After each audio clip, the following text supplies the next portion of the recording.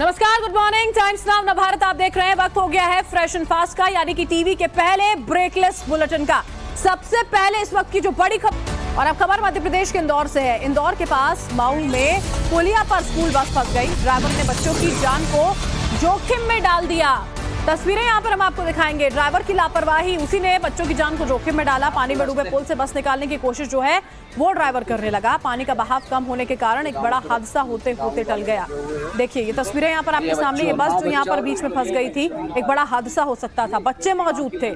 इंदौर से लगभग 30 किलोमीटर दूर किशनगंज थाना क्षेत्र के ग्राम केवटी में एक निजी स्कूल बस चालक ने 15 बच्चों की जान जोखिम में डाल दी। पुल के ऊपर बह रहे पानी के बावजूद बस निकालने की कोशिश कर रहा था, जिस दौरान बस पुल के क्षतिग्रस्त हिस्से के पास जाकर फंस गई, जिस वजह से बच्चों की जान जो है वो आफत में आ गई है। तो राहत की बात रही कि पानी का बहाव इतना ज्यादा उस वक्त नहीं था, नहीं तो अपने साथ इस बस को बहा कर ले जा सकता था। 15 बच्चे मौजूद थे।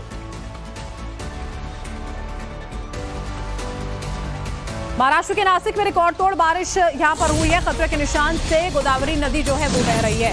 कई मंदिर इसी बीच में पानी में डूबे हुए नजर आए। आपको बता दें, बीते 3 हफ्तों से नासिक में बारिश नहीं हुई थी, लेकिन बीते 2 दिनों से यहां इतनी ज्यादा बारिश हो रही है कि परेशानियां बढ़ गई हैं। बारिश ग्रामीण इलाकों के लिए राहत जरूर लेकर आई है, जहां किसान खेतों के लिए बारिश का इंतजार कर रहे थे। ये बारिश खरीफ फसलों के लिए काफी अच्छी मानी जाती है। हालांकि गोदावरी नदी के उफान पर आने से पानी रिहायशी इलाकों में जरूर घुस गया है। पिछले 3 हफ्तों से बारिश नहीं हो रही थी, लेकिन अभी पिछले 2 हफ्तों से बहुत ज्यादा बारिश हुई है। इतनी ज्यादा कि गोदावरी नदी का जो जलस्तर है वो बढ़ा हुआ है। ये देखिए, मंदिर जो है वो भी यहाँ पर आपको डूबे हुए नजर आ रहे हैं। खतरे के निशान को पार कर चुकी है गोदावरी नदी। किसानों के लिए ये बारिश जरूर अच्छी है, लेकिन वैसे परेशानियां आम लोगों के लिए बढ़ती हुई जरूर नजर आई हैं।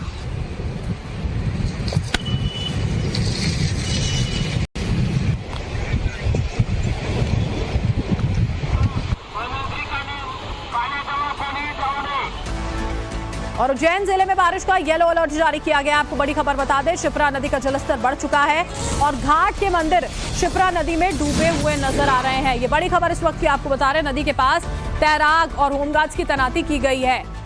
बड़ी खबर इस वक्त की आपको बता रहे हैं, जहां शिप्रा नदी का जलस्तर बढ़ा है। उज्जैन जिले में बारिश का येलो अलर्ट मौसम विभाग की ओर से जारी किया गया है। घाट पर जो मंदिर मौजूद हैं वो भी डूबे हुए हैं शिप्रा नदी में। ये देखिए तस्वीरें यहाँ पर आपके सामने हैं। आमतौर पर लोग यहाँ पर नजर आ जाते थे, लेकिन पानी इतना ज्यादा बढ़ा हुआ है कि लोग नहीं पहुंच पा रहे हैं मंदिर में दर्शन पूजन के लिए।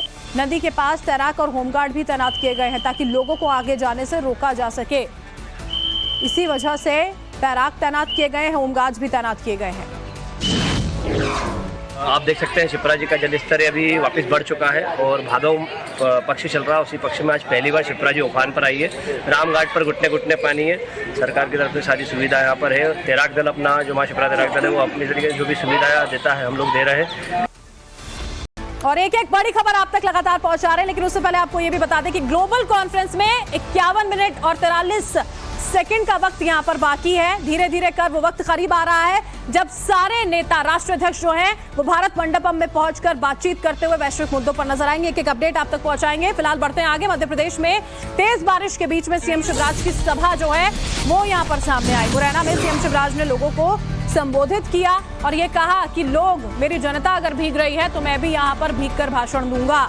मुरैना में दरअसल मुख्यमंत्री शिवराज सिंह चौहान मौजूद थे, सभा कर रहे थे, और इतने में बारिश जब वहां पर हो रही थी तो तब भीगते हुए बारिश में सीएम शिवराज जो है वो भाषण देते हुए नजर आए। लोग भी वहां से कहीं नहीं गए, वहीं मौजूद रहे और शिवराज सिंह चौहान को सुनते हुए नजर आए।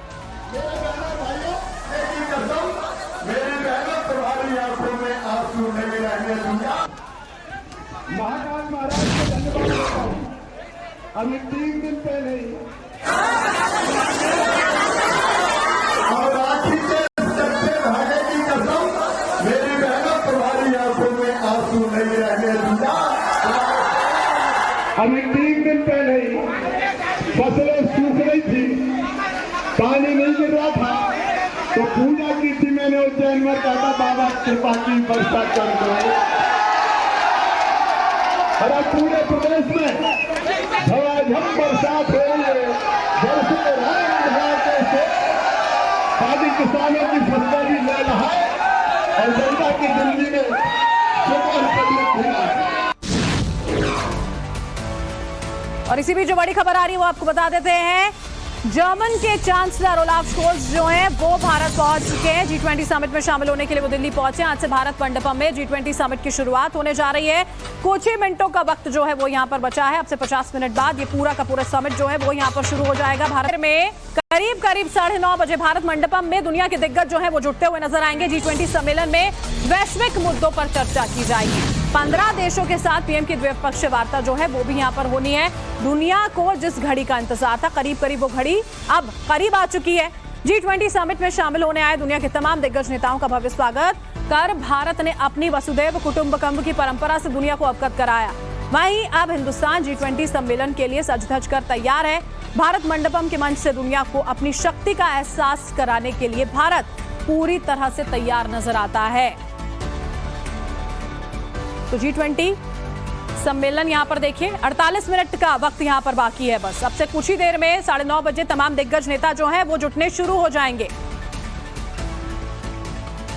और अब आपको यह भी बता देते हैं कि G20 सम्मेलन का पूरा स्केड्यूल जो है वो यहां पर कैसे रहने वाला है। 9:30 से सुबह 10:30 बजे के बीच में भारत मंडपम में आगमन होगा। तमाम राष्ट्राध्यक्षों का फोटो सेशन जो है वो वहां पर होने वाला है। इसके बाद 10:30 बजे से 1:30 बजे तक ये पूरा का पूरा टाइम रहेगा। सेशन 1 यहां पर रहने वाला है जिसमें वन अर्थ पर चर्चा की जाएगी। इसके बाद 1:30 बजे से 3 बजे तक दोपहर में नेताओं के बीच में बैठक का दौर चलेगा। फिर उसके बाद 3 बजे से लेकर 4:45 तक सेशन 2 होगा। वन फैमिली पर चर्चा की जाएगी यहां पर। उसके बाद 4:45 से लेकर 5:30 बजे तक नेताओं के बीच में बैठकें होंगी और फिर शाम को 7 बजे से लेकर 9:15 बजे तक राष्ट्रपति भवन में जो डिनर आयोजित किया गया है वहां पर तमाम राष्ट्राध्यक्ष जो हैं वो पहुंचेंगे और वहां पर डिनर आयोजित किया जाएगा। हमारे साथ अमित कुमार इस वक्त लाइव जुड़ चुके हैं, उनका रुख कर लेते हैं। अमित, 9:30 बजे से राष्ट्राध्यक्षों का जुटना जो है वो भारत मंडपम में शुरू हो जाएगा। वो पल, वो क्षण जिसका इंतजार पूरी दुनिया कर रही थी, ठीक अब सामने।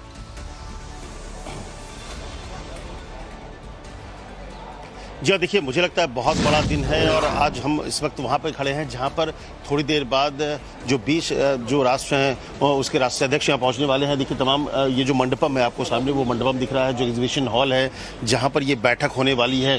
और सबसे बड़ी बात कि इस दौरान जो बाइडेन से लेकर तमाम वहाँ पर पहुँचेंगे जो दिग्गज हैं। अफ्रीकन यूनियन भी यहाँ पर है, इसके अलावा कुछ इन्वाइटेड कंट्रीज भी हैं। और यहाँ पर अगर देखिए तो one family one earth, one family one जो फ्यूचर की बात हो रही है उसको लेकर। और सबसे बड़ी बात कि पिछले कुछ दिनों में जैसे बाली में भी भारत ने जो कई पक्ष रखा था उसको स्वीकार किया गया था। चाहे वो डिजिटल, जैसे भारत में जो डिजिटली जिस तरह से आगे बढ़ा है उसको सारी दुनिया बहुत अप्रिशिएट कर रही है। इसके अलावा अगर आप बात करिए तो जो क्लाइमेट चेंजेस को लेकर जो भारत का रुख रहा है उसको एक समर्थन मिला और खासतौर से इस बात को लेकर जो क्लाइमेट फाइनेंस की जो बात हो रही है उस पर लेकर बात बढ़ेगी। तो सबको इंतजार है वो पल का जब प्रधानमंत्री नरेंद्र मोदी करीब 9:30 बजे से आना शुरू होगा। डिग्नेटरीज जो भी आएंगे लेकिन उससे करीब 10 मिनट पहले प्रधानमंत्री नरेंद्र मोदी मंडपम पहुंच जाएंगे और वो एक एक करके वहां पर सेरेमोनियल होगा। जब एक एक जो गेस्ट हैं वो वहां पर आएंगे और प्रधानमंत्री नरेंद्र मोदी उनको रिसीव करेंगे और वो सब जो सम्मेलन कक्ष है वहां पर बढ़ेंगे और फिर वहां पर जो पहला सेशन है वो शुरू होगा। उसका अध्यक्षीय भाषण नरेंद्र मोदी करेंगे। तो एक बड़ा मौका है, भारत की प्रेसिडेंसी में G20 हो रहा है और G20 के इस पूरे सम्मेलन के दौरान भारत ने न सिर्फ भारत की परंपरा, भारत की संस्कृति को सबके सामने रखा बल्कि किस तरह से आधुनिकता जैसे डिजिटल वर्ल्ड, डिजिटल इंफ्रा की जो बात हो रही है उसको पूरी दुनिया उसको अप्रिशिएट कर रही है कि डिजिटल लेवल पर किस तरह से भारत आगे बढ़ा है और कई देश इसको स्वीकार भी कर रहे हैं उस लेवल पर उसको आगे बढ़ा रहे हैं। तो इसके अलावा जो नरेंद्र मोदी का जो विजन है, जो ग्लोबल साउथ की बात हो रही है, जो डेवलपिंग कंट्रीज और डेवलप्ड कंट्री के बीच में जिस तरह से नरेंद्र मोदी एक ब्रिज की तरह काम करेंगे, तो ये तमाम ऐसी चीजें हैं जिस पर चर्चा होनी है। खास करके कार्बन एमिशन की बात होती है, उसमें प्रधानमंत्री मोदी ने एक बड़ी पहल ली है। एक तरह से आप कह सकते हैं कि गरीब देश जो हैं, जो डेवलपिंग कंट्रीज के अगुवा के तौर पर नरेंद्र मोदी वहां पर है, जो डेवलप्ड कंट्री के साथ जो एक ब्रिज के तौर पर सामने होंगे। आप जिक्र कर रहे हैं, देखिए दुनिया के एजेंडे को शक्ल देने का ये बहुत बड़ा मौका है यहाँ पर अमित, और उसी पर अडिग यहाँ पर रहना चाहेगा भारत, क्योंकि लगातार जिस तरह के प्रयास भारत की ओर से किए जा रहे हैं उनसे समझ में आता है कि सिर्फ जीडीपी केंद्रित सारी चर्चाएं यहाँ पर ना रहे, मानव केंद्रित चर्चाएं होनी चाहिए जिससे समावेशी विकास सभी का हो सके। बहुत बहुत शुक्रिया हमें हमारे साथ जुड़ने के लिए। आगे भी हम आपका रुख यहाँ पर करेंगे। तो G20 शिखर सम्मेलन के दौरान भारत मंडपम में कई प्रदर्शनियां लगाई गई हैं जो डिजिटल इंडिया के तहत दुनिया के सामने अपनी तकनीकी शक्तियों का प्रदर्शन करेगा। टाइम्स नाउ भारत संवाददाता सुनीता आर्या की एक रिपोर्ट आपको दिखाते हैं।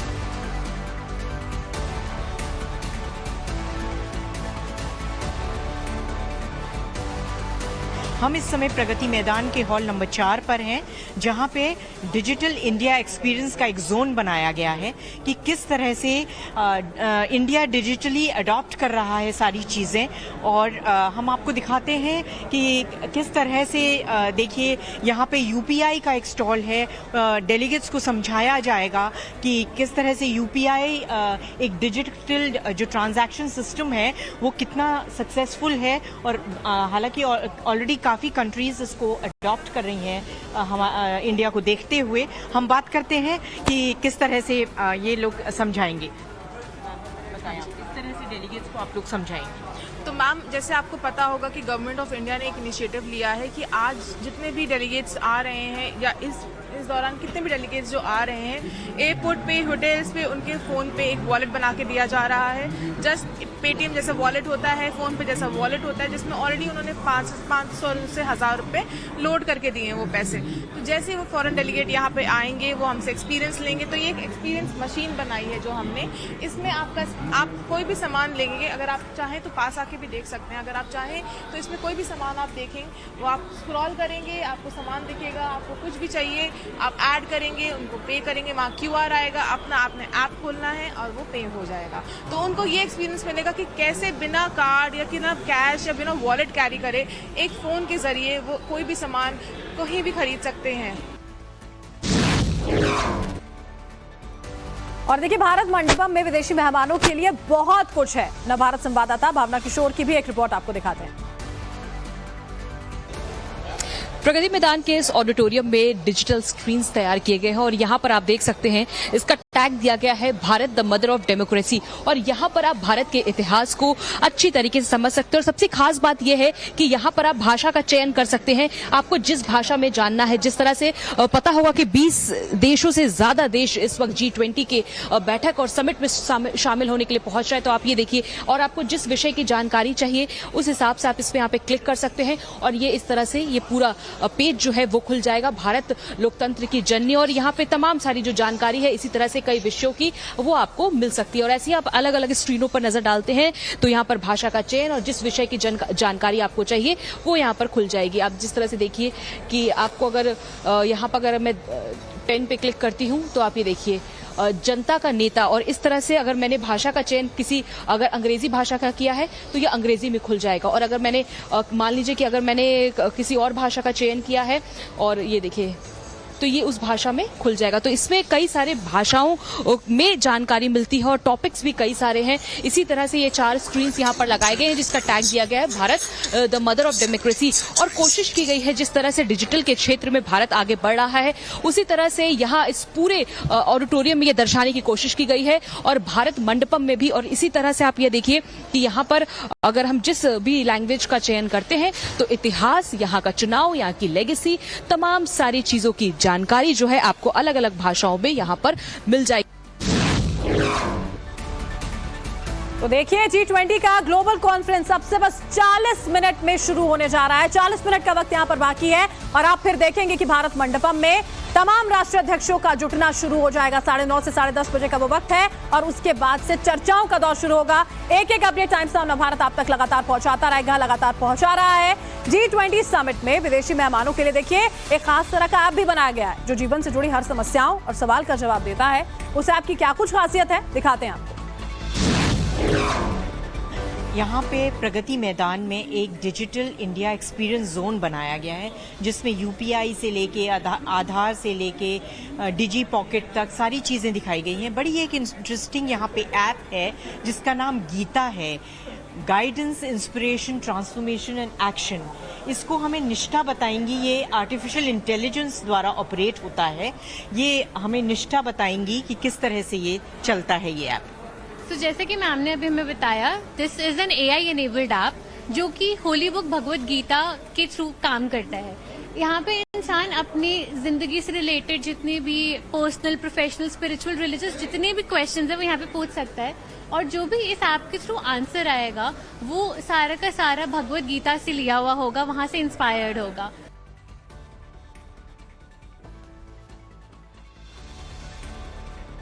तो देखिए, अब आपको ये भी हम बताते हैं कि क्या वाकई कोई भी सवाल पूछने पर गीता ऐप आध्यात्मिक तरीके से उसका जवाब देती है। How to find peace in life. इन्होंने पूछा how to find peace in life. तो वो पूरा उसको प्रोग्राम करता है, इंटरफेस रन होता है एंड देन बैकएंड से they develop an answer for us and then it gets ahead on the screen. Bhagavad Gita teaches that peace and happiness can be found by living a life of dharma or righteousness and by practicing yoga or union with the divine. It also states that one should strive to detach oneself from the material world and instead focus on one's inner spiritual journey. Finally, the Bhagavad Gita emphasizes the importance of cultivating positive thoughts and engaging in activities that bring joy to both oneself and others. So मतलब कोई भी problems इसमें पूछ सकते हैं और anything, absolutely anything. और G20 सम्मेलन को लेकर भारत पहुंचे ब्रिटेन के पीएम ऋषि सुनक को लेकर बड़ी खबर है। आपको बता दें, उनका बयान सामने आया है। ऋषि सुनक ने खालिस्तान पर करारा प्रहार किया। ब्रिटेन में खालिस्तान और कट्टरवादियों को जगह नहीं है। सुनक की ओर से बात कही गई, भारत के साथ मिलकर खालिस्तानियों से मुकाबला किया जाएगा। ऋषि सुनक ने यह भी कहा कि हिंसक उग्रवाद को जड़ से खत्म कर देगा ब्रिटेन।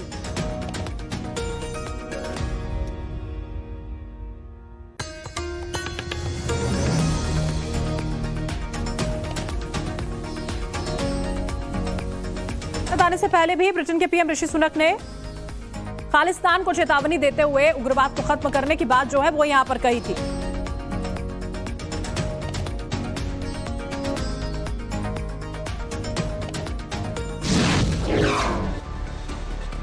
और G20 को लेकर देर रात पुलिस और बीएसएफ टीम ने अभ्यास किया। आपको 30 सेकंड में दिखाते हैं पूरी खबर।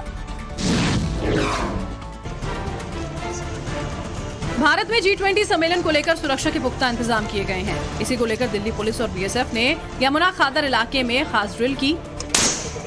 जवानों ने आंसू गैस के साथ अभ्यास किया और साथ ही यमुना खादर इलाके में गश्त भी की। बता दें कि G20 सम्मेलन को लेकर हर लेयर पर फुल सिक्योरिटी है। ड्रोन से निगरानी की जा रही है। दिल्ली पुलिस इसे लेकर अलर्ट मोड पर है।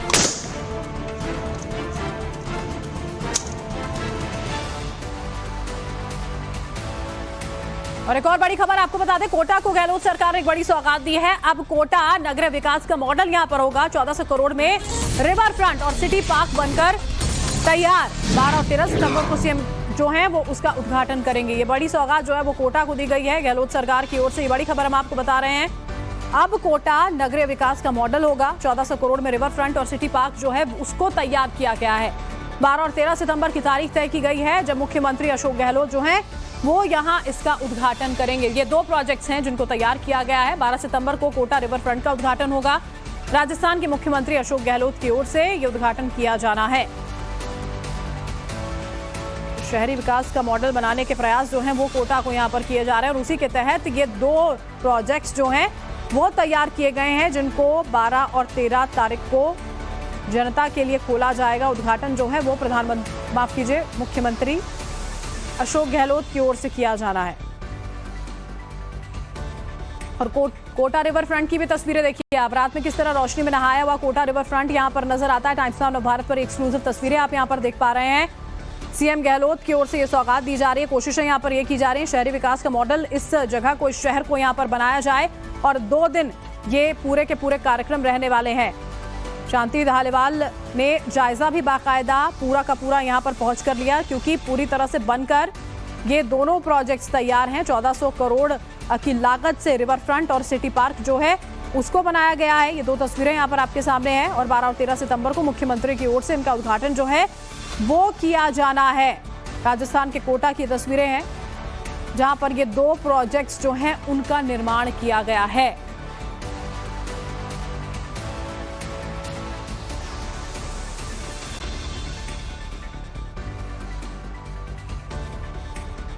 और ये 2 प्रोजेक्ट्स जो हैं देखिए वो यहां पर सौंपे जाने हैं जनता को। इसका उद्घाटन किया जाएगा बाकायदा मुख्यमंत्री की ओर से। 42 मीटर ऊंची चंबल माता की मूर्ति वहां पर लगाई गई है।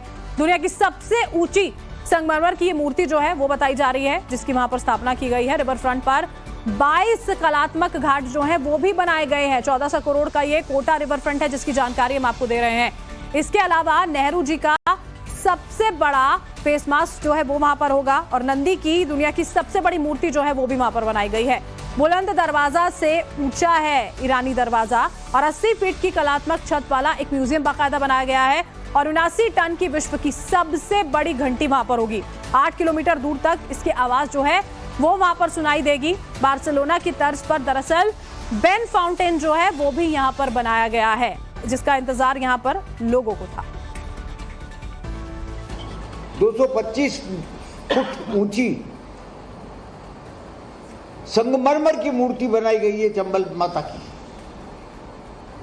उस चंबल माता जो है वो घड़े में से पानी निकाल करके नदी में डाल रही है, चंबल नदी में डाल रही है। वो इसका लोकार्पण है। मुख्यमंत्री जी बटन दबाएंगे नाव में बैठकर और वहां से पानी गिराएंगे।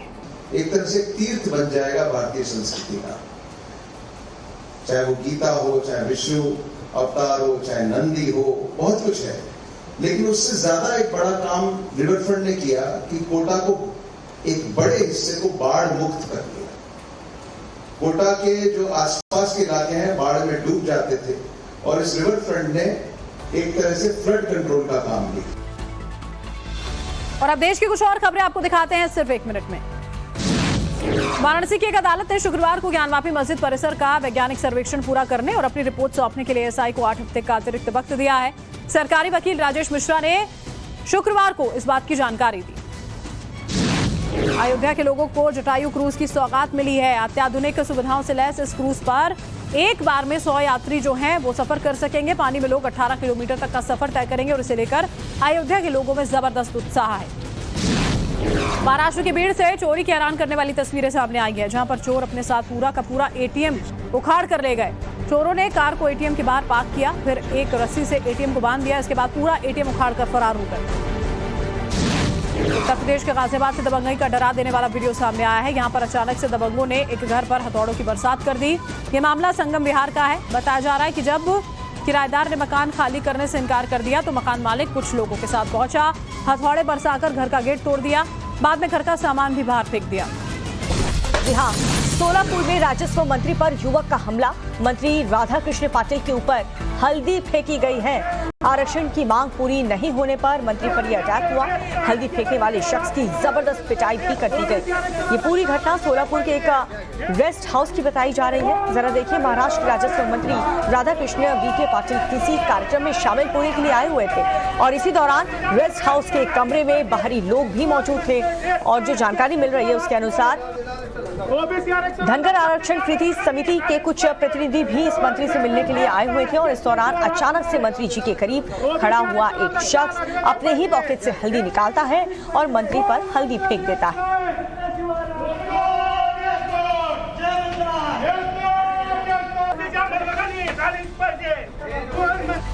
एक और अहम खबर मध्य प्रदेश के उज्जैन से आपको बता दें, जिसमें उज्जैन के महाकाल मंदिर पहुंची मिर्ची बाबा और मिर्ची बाबा ने मंदिर में जोर जोर से प्रार्थना की। शिवराज सरकार को हटाने के लिए ये प्रार्थना की गई है मिर्ची बाबा द्वारा। और ये उसी की तस्वीर हम आपको दिखा रहे हैं। मिर्ची बाबा के इस वीडियो को जरा देखिए। बाबा के दरबार में मिर्ची बाबा शिवराज सरकार को उखाड़ फेंकने की कामना कर रहे हैं। निरंजनी अखाड़े के संतों को रोका जा रहा है। आज तेरे दरबार में एक संत चिल्लाता है,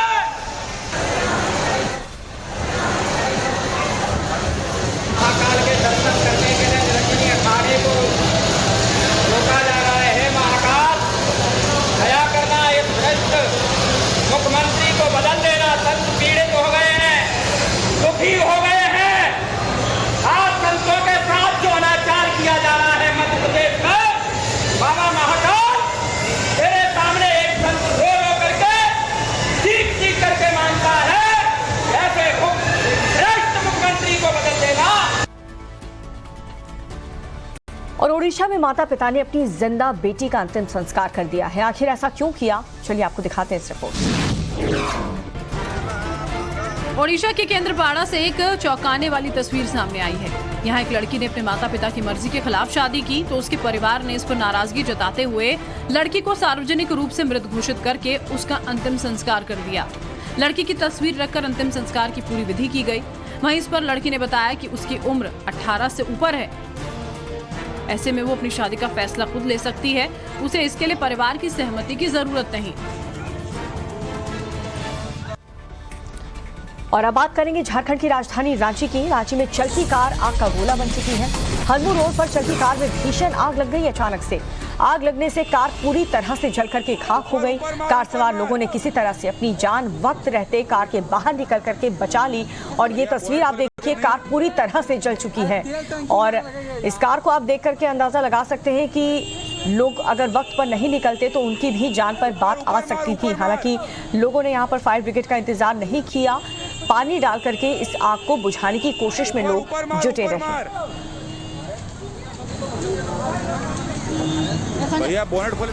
और अब खबर मध्य प्रदेश से आपको बता रहे हैं, जहां पर शहडोल में आकाश से बिजली का कहर देखने को मिला। बिजली गिरने से 3 लोगों की मौत हो गई है। हादसे में 2 लोग गंभीर रूप से घायल हो गए। साप्ताहिक बाजार हाट में गिरी बिजली गिरने से बाजार में अफरा तफरी मच गई। तस्वीरों को जरा देखिए। आकाश बिजली के कहर से लोगों में हड़कंप मचा हुआ है।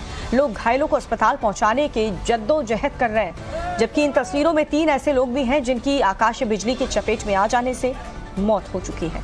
बताया जा रहा है कि जिस वक्त साप्ताहिक बाजार हाट में आकाशीय बिजली गिरने का हादसा हुआ, उस दौरान बाजार में काफी संख्या में लोग मौजूद थे, जिसके मौके पर भगदड़ मच गई और हालात ऐसे बन गए।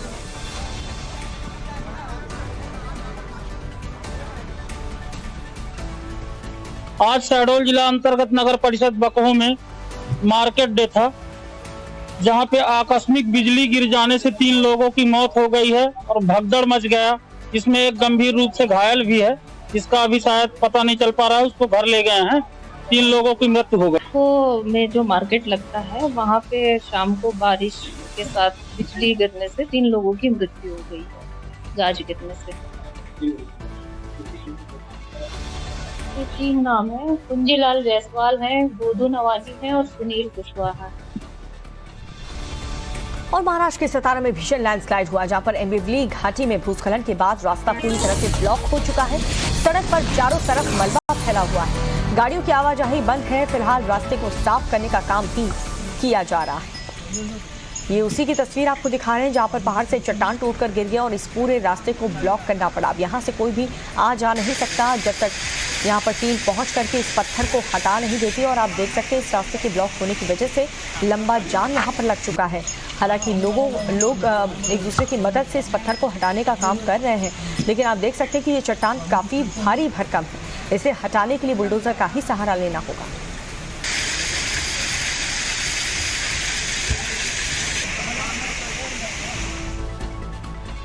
और बात यूपी की करें तो यहाँ पर फिरोजाबाद में भी आफत वाली बारिश लगातार जारी है। फिरोजाबाद में भारी बारिश के बाद बाढ़ जैसे हालात पैदा हो गए। सड़कों पर कई फीट तक पानी भर चुका है। आज भी बारिश को लेकर के येलो अलर्ट जारी कर दिया गया। तो यूपी के भी कई ऐसे जिले हैं जहां पर भारी बारिश हो रही है, जिस वजह से लोगों का जो जीवन है वो अस्त व्यस्त हो चुका है। कोई कहीं आ जा नहीं पा रहा, सड़कें नजर नहीं आ रही, लोगों की गाड़ियां पानी में डूब चुकी हैं। ये सब्जी मार्केट की तस्वीर हम आपको दिखा रहे हैं, जहाँ पर कई फीट तक पानी भर चुका है। एम्बुलेंस भी रेंगती हुई यहाँ पर नजर आ रही है और दिन के वक्त भी ऐसा लग रहा है कि मानो शाम हो रही हो।